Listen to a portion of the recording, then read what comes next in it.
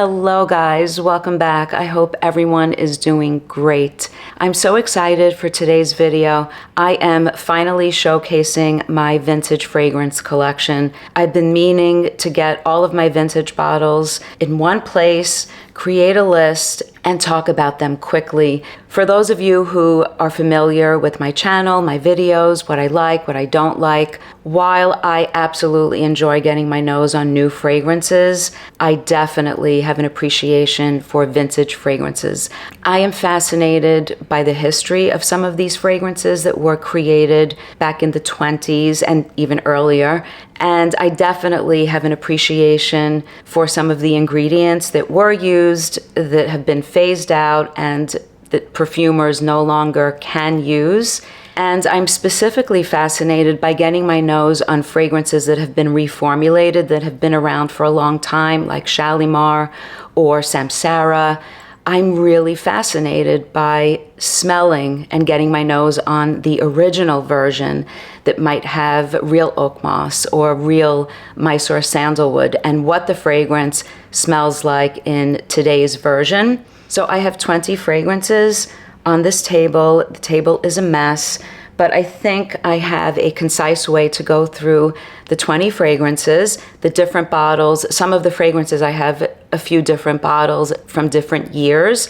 So I'll touch upon each of them briefly so that the video isn't too long. So let's start with the House of Guerlain and start with Bleue, which was released in 1912.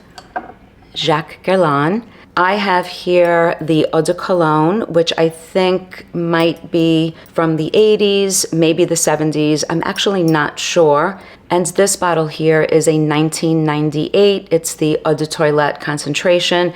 I had the EDP in the current version. I sold it.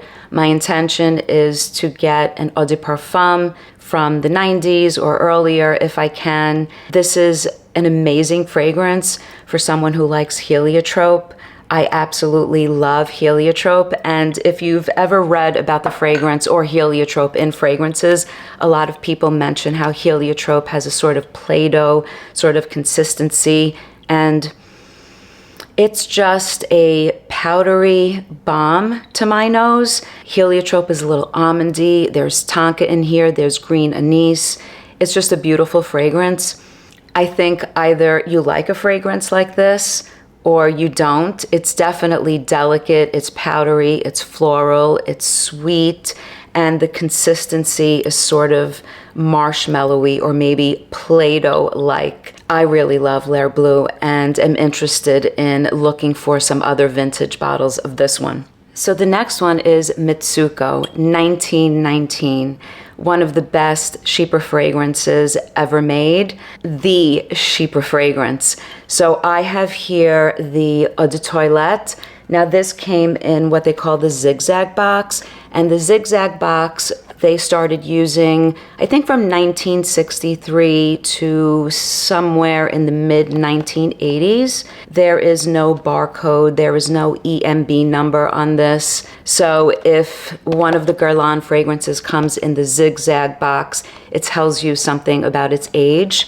And the Eau de Toilette, even though we consider EDTs light wearing, the EDTs of the past were a little stronger than what we are sort of accustomed to. So they're longer lasting and they actually perform much better than you would think. I also have a 1997 EDT bottle, and I had the EDP in the current version along with Bleue. I sold it because I do want to get the EDP in a vintage batch, in a vintage version. And this is just an amazing Chypre fragrance.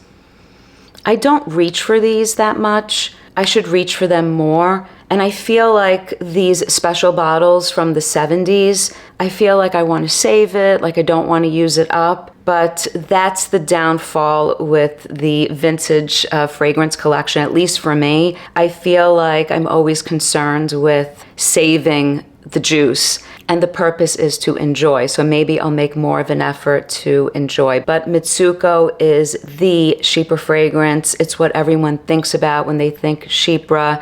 And as you guys know, Chypre fragrances have a sort of structure where you have citruses at the top, and then in the mid, this one has peach, there is ylang ylang and lilac, and then in the base, of course, oak moss, and the original had ambergris and spices, and it's a classic. It's a beautiful chypre fragrance worth getting your nose on. Next, we have Shalimar, and I have 4 different versions: EDT, Parfum de Toilette, Eau de Parfum, and the EDT in this bottle, which is from the 70s. This EDT is from 1987.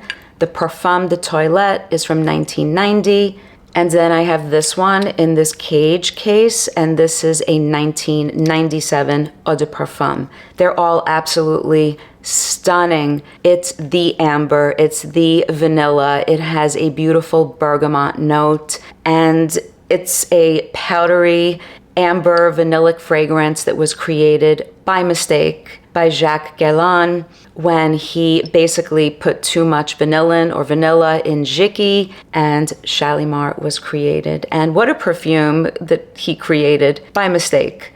It's absolutely a stunner, and I love putting this one, this from the 1970s Eau de Toilette. I love putting this on skin. I have a little bit here.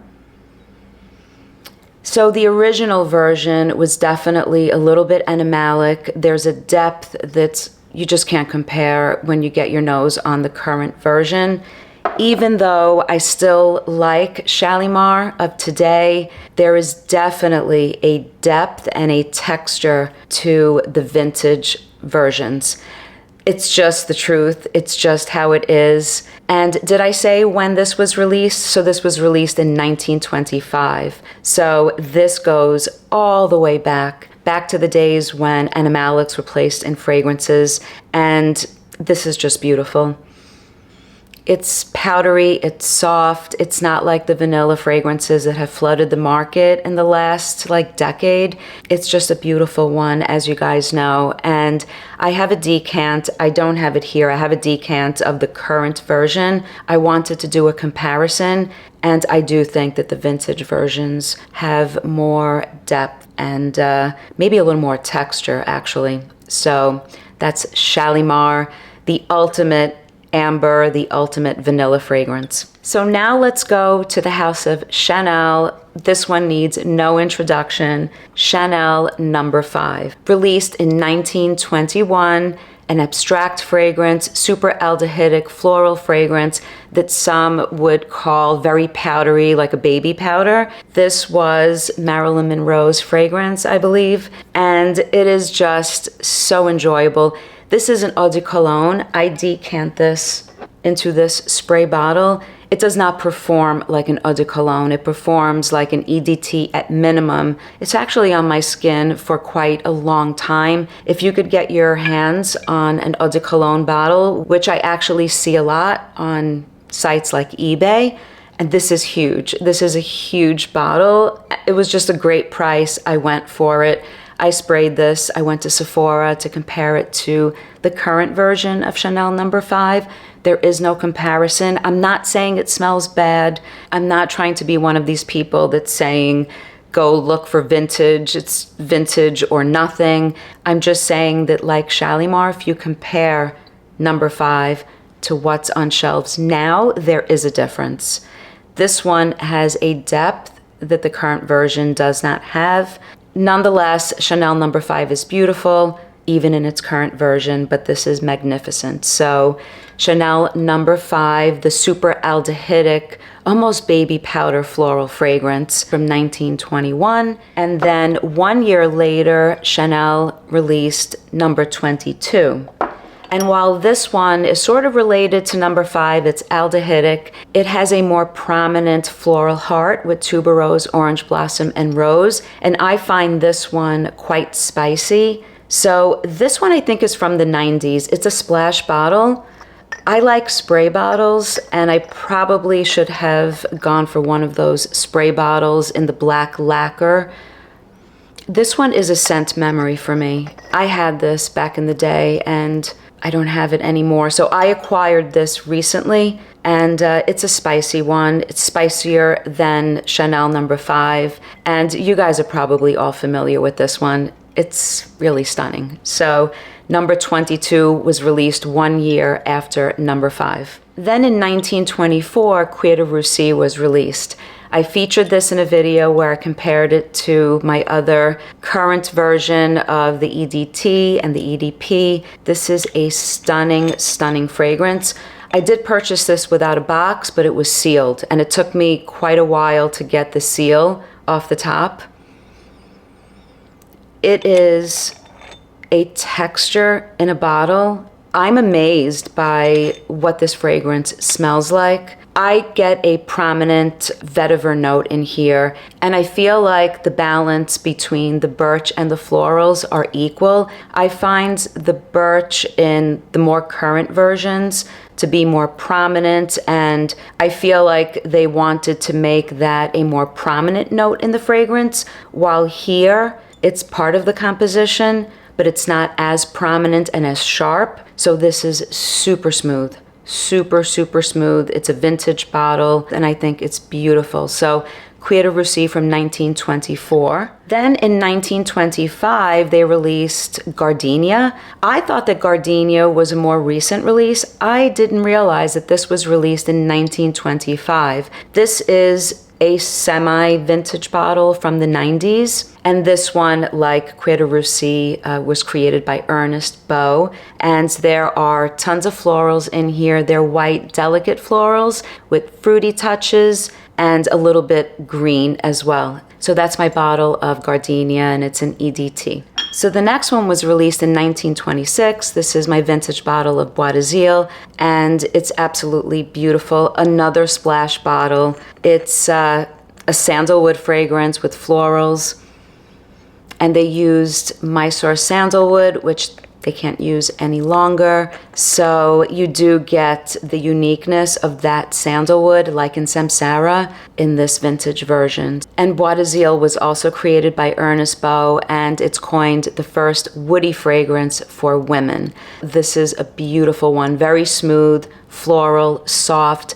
These vintage bottles that I have from Chanel have a very, very smooth sort of wear on skin. It's amazing how there are so many notes in the fragrance, and yet they all meld together. And what's prominent is this soft, sort of powdery floral with beautiful sandalwood in here. So next is Chanel number 19. I did not realize until I put this list together that this was released in 1970. I thought that this was a much earlier release from the House of Chanel. So I have several Eau de Toilette vintage versions of number 19, and this one is the older one. And then I have something that's a little newer from the 80s. This one, like Bois d'Azil and Cuir de Russie, predates the 80s. Also a splash bottle.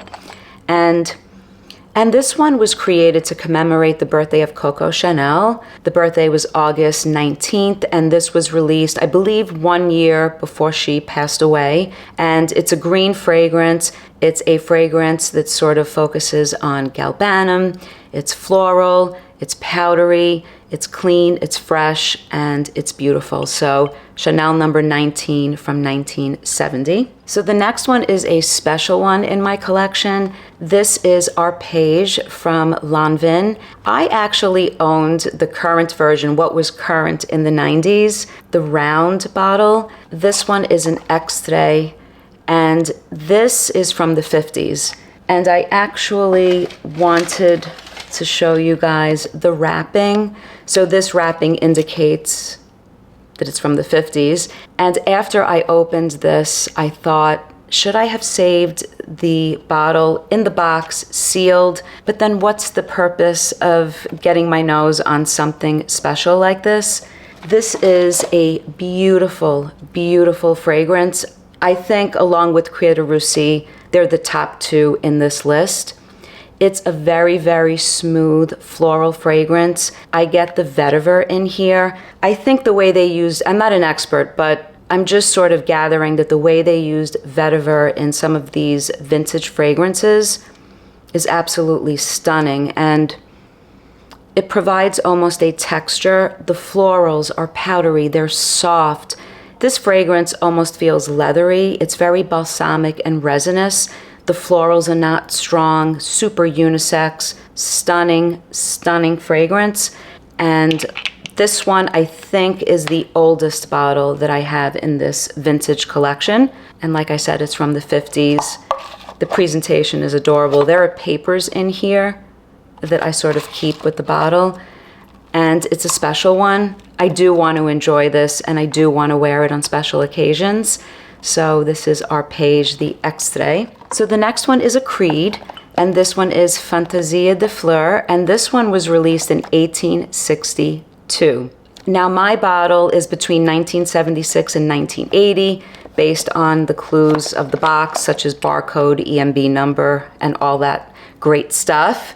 So this was created for the Empress of Austria-Hungary, who was known for her beauty, her style, and her royal position. And it's basically described as a heady bouquet of flowers. There is ambergris in here. And it smells like there's an incense running through this bouquet of flowers with rose and iris and, like I said, ambergris. So there's a little bit of an animalic touch to these vintage Creed fragrances. And this one is a beautiful one. I'm glad to have this in my collection. I like wearing this. So now we go to 1959. This is a bottle of Cabochard. Isn't that adorable with the bow?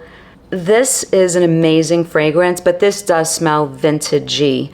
In other words, it's heavy, it's green, it's leathery, hints of tobacco. This is very heavy and bold. It's amazing. I wear this on skin, and as it dries down, it gets powdery and I get wafts coming off my skin. This has great projection, but it's dark, and the juice is dark. And it is full-bodied, it's dense, it's mossy, it's leathery. There's a lot going on here, but it definitely is a vintage fragrance. Not everyone would like this. You have to like that heavy sort of vintage style fragrance to appreciate this one. I personally like this, and when I wear it, I just feel like it takes me back to an era that I wasn't even a part of. So this is a special one for me. So that's Cabochard. So the next one is from the house of Santa Maria Novella, and this was on my to buy list. This is Melograno, and I was going to just go to Santa Maria Novella in New York City and purchase the current version, but this vintage version popped up on eBay, and the person said she bought it in Italy years ago, and I went for it. It's a cologne concentration, and this one has pomegranate and florals, and at the end of the day, it is a clean bar of soap. A clean bar of soap with something very, very refreshing, effervescent, perfect for the high heat. So someone asked me to recommend fragrances for high heat, and I would say go for the current version of Melograno. It's a beautiful one. It's effervescent, it's fresh, it's citrusy, it's powdery, it's clean, and it has that pomegranate note that gives a little bit of a juicy touch, I would say. But I ended up with a vintage bottle without really even searching for it of Melograno, so I'm pretty happy. I enjoy this one. Okay, so now we're going into the 80s, and this is from the house of Krizia. This is Krizia K, and I read up on the different ways to identify the bottles that were made in Italy as opposed to the bottles that followed the original version. So this is a soft, powdery floral fragrance with oak moss and animalic touches. There's civet in here. There are also fruity notes, I think peach, but this one doesn't come off heavy. It doesn't come off like a heavy, vintagey 1980s fragrance, at least in my opinion. I think it's fairly delicate. It's certainly a vintage style fragrance if you get your nose on this one, but it's a beautiful one if you like powdery floral. And it's interesting with the oak moss being the real oak moss that was used, and the civet, which gives a little bit of an edge. So I did own this, then didn't own it. Like a lot of these bottles, I owned Samsara, Fendi, Bijan, D&G. This one I owned, and through the years maybe gave them away or finished. I can't even recall. And I have reacquired a lot of these fragrances that I used to love back in the day. So this one from 1981, K de Krizia. And also from Krizia, released in 1985, is Teatro alla Scala. This one is bold, rich. It is full of florals and animalic notes and oak moss. And there's a beeswax note in here. The tuberose comes through to my nose. This one I own after hearing Ramsey talk about this. This is not something that I had ever gotten my nose on. It's definitely a rich, complex fragrance. I have here some of the notes written down. Florals, oak moss, civet, tuberose, carnation, rose, ylang ylang, jasmine, geranium. This is strong, it's complex. This is vintagey smelling. So when I say vintagey smelling, I mean bold, not like the floral fragrances of today, for sure. So maybe not everyone's cup of tea, but I think the tuberose comes through. I think the spices come through. The beeswax definitely comes through. It's beautiful. And the green components come through. It's complex. This is a beautiful one.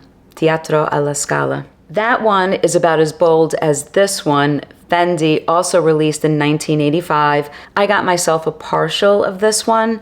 These bold fragrances like this one and Teatro alla Scala, they're very vintage smelling in my opinion. Not a fragrance, even though I appreciate and love and like having them, not a fragrance that I reach for a lot. This is a cheaper fragrance that's, like I said, bold, it's spiced, it's green, it's mossy, there's patchouli, it's floral, and it smells vintagey. Many of you might be familiar with this one. I can smell it through the bottle. And did I say that I did own this? I absolutely owned this.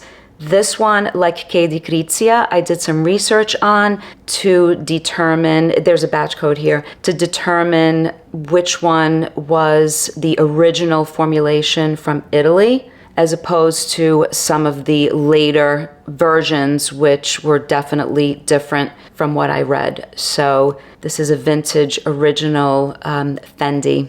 I think it's just called Fendi by Fendi for women. Also, 1985, Christian Dior's Poison.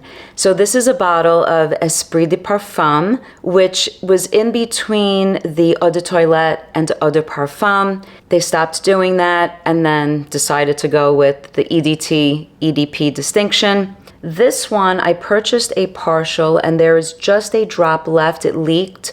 The woman was very kind and she gave me a full refund. I am definitely purchasing another bottle of this. Although there are florals in here, it's about the tuberose, it's incensey, it's bold, it's strong. It is the type of fragrance that can wear you as opposed to you wearing it. I remember going to my friend's house, smelling this. Her mother had a bottle and both of us would sort of smell it, wear it.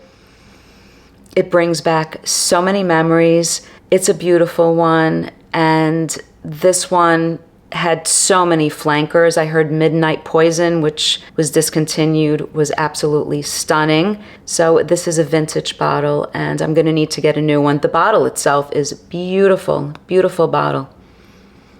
I could smell this all day long. There's a sweetness to it. It's round. It's definitely bold. It's intoxicating. That's a good word, intoxicating. So this is the Esprit de Parfum of Poison, which is from 1985. Now from 1986, we have Bijan.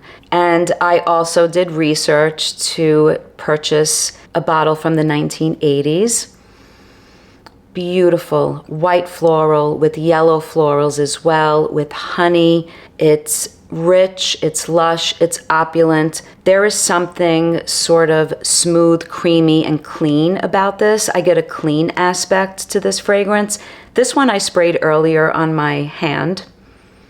It's so great. The sweetness, even though it's a sweetened floral, The sweetness is not sugary whatsoever. It's a honey sweetness. So it's just stunning. I love this. I used to own this.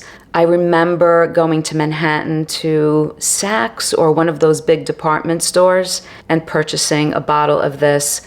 Again, who knows where that bottle is. I reacquired this one with a little bit missing. I wanted to reacquaint myself without sort of spending the money that the vintage bottles that would have been full and sealed called for.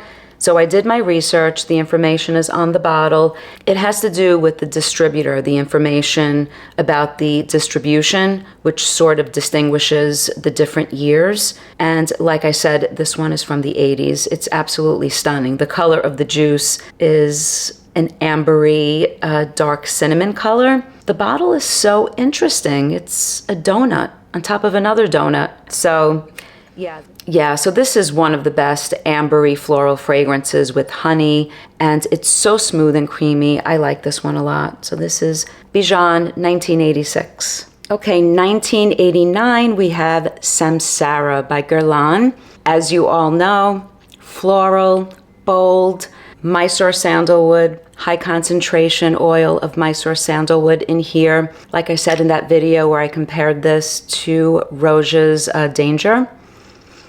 This fragrance can be a lot, for sure. I have two vintage bottles. One is from 89 and one is from 90. And they're eau de parfum concentration. And I would like to get my nose on the eau de toilette. I think I had a bottle of the EDT back when, but I really can't remember how it's different from the eau de parfum that I have here. So these are my two Samsara vintage bottles. The sandalwood in here is so potent, such a big part of the fragrance. It actually makes this fragrance completely unisex, even though a lot of these were marketed towards women.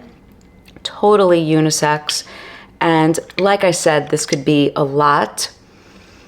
It's very bold. I find this to be a little difficult to wear. Sometimes I feel that I have to be in the mood to wear this one, but it's stunning. There's nothing like it. The new versions, there have been so many reformulations. The new version is nothing like the original. So I cherish these because I do enjoy them. Even though I say it's a little difficult to wear, I do enjoy these bottles and I'm glad to have them. So that is Samsara 1989. And now we're going to go to 1992 from the house of Dolce & Gabbana. This is what people in the fragrance community refer to as Red Cap. This one is the original formulation. First, I got the 1.7 ounce eau de toilette concentration, and then I treated myself to 3.4 eau de toilette concentration, aldehydic floral fragrance with a basil note at the top, a little aromatic. The florals in here are sort of all melded together in a way, but I do get a clean component from the orange blossom. I feel like the orange blossom comes through a lot on my skin. I really enjoy this. This is stunning. This is not the dark Fendi or Teatro alla Scala, those mossy green or Cabochard, heavy fragrances. This one is brighter. This one is floral. There's also carnation in here, which is spiced. There's sandalwood, there's tonka bean. This one is aldehydic. It's clean. There's a clean component. I really like this. And like I said, these are my two vintage bottles, the original formula. It's beautiful. For those of you that know Red Cap, this is beautiful, and I'm glad to have the original formulation of these. So also from the house of D&G, Dolce & Gabbana, this one is Dolce & Gabbana Feminine. This is from 1999. This is a scent memory for me. I have to acquire a 3.4 ounce bottle. The prices for these bottles is quite steep. This one is a 1.7. It's an eau de toilette concentration, and it is a musky, floral, woody fragrance. I find this overall to be a clean floral fragrance. It's musky, it's smooth. I really love this. This is actually a scent memory in the sense that I smell it and it brings me back in time. I feel like I'm back to the days when I used to wear this. Where my bottle of this went, I have no idea. Did I use it up? Did I give it away? No idea, but I reacquired it, and I know that I want a 3.4 ounce bottle for sure. I do wear this. I wore this yesterday, actually, as my scent of the day, and it's totally relevant, totally wearable, even though it's discontinued. It's a great one. It has heliotrope, one of my favorite notes in fragrance. It goes powdery. There's ylang ylang in here. But like I said, overall, it's this sort of musky, floral, nice and clean scent profile. So that's D&G Feminine from 1999. Also from 1999 is L'Artisan Parfumeur. This is a bottle that I owned from the beginning. I put the dent in here. This one is La Chasse à Papillons. I'm sure I butchered the name. Here it is. I loved wearing this. I don't reach for this much.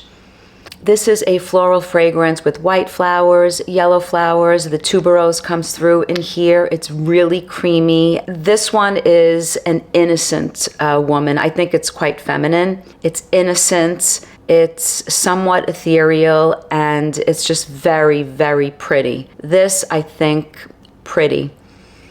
Very pretty floral fragrance, very creamy, from the house of L'Artisan Parfumeur, and this is the vintage style bottle. It's very, very dusty. I have to clean it. Now all of the bottles, I think, are dark, and I haven't purchased any of those dark bottles, none of the fragrances from the newer style bottles. I do have two vintage fragrances from L'Artisan, the tuberose one and the other one that some YouTubers have talked about, Seville Lab, something like that. I think it's orange blossom and it's a sweet fragrance. So I'll talk about those in another video. But this one, my dent, wore the heck out of this years ago. And finally, from 2000, I'm not going with anything later than 2000. This one is Helmut Lang, and this one is the Eau de Cologne. And this was discontinued. I found it, got my hands on it. I was reading about this. It's compared to Frédéric Malle's Dante Bras. It does not smell like Dante Bras to me. Maybe a little bit. Definitely doesn't mean that I don't want a bottle of Dante Bras. I do. This one is totally unisex, very clean, aromatic. I think there's lavender in here. I get something very aromatic and clean. It's powdery. There's also cedar, patchouli in the base, but there's nothing like dark about this. There's heliotrope in here. I like heliotrope in fragrances, obviously. This one is really nice, by Helmut Lang. It doesn't last too long on skin though. I don't mind. I just keep respraying it, and it's a sort of a minimalistic type of fragrance. If you guys are familiar with this, let me know. So that is it, guys, but I do realize that I made a little bit of a mistake, and I forgot, and how could I forget to show you this vintage bottle of Shalimar. So I was wrong. I don't have 4 versions. I have 5. This one is a very special bottle, very special. I think this is from the 70s. This is a work of art, this fragrance. Beautiful, beautiful. This one has a texture. This is almost leathery. It's maybe because it aged, maybe because it's the vintage version. It's textured. It's an amber vanilla that is textured, and like I said earlier, has a little bit of an animalic sort of component to it. So this I cherish. This I'm afraid to wear. I should enjoy this.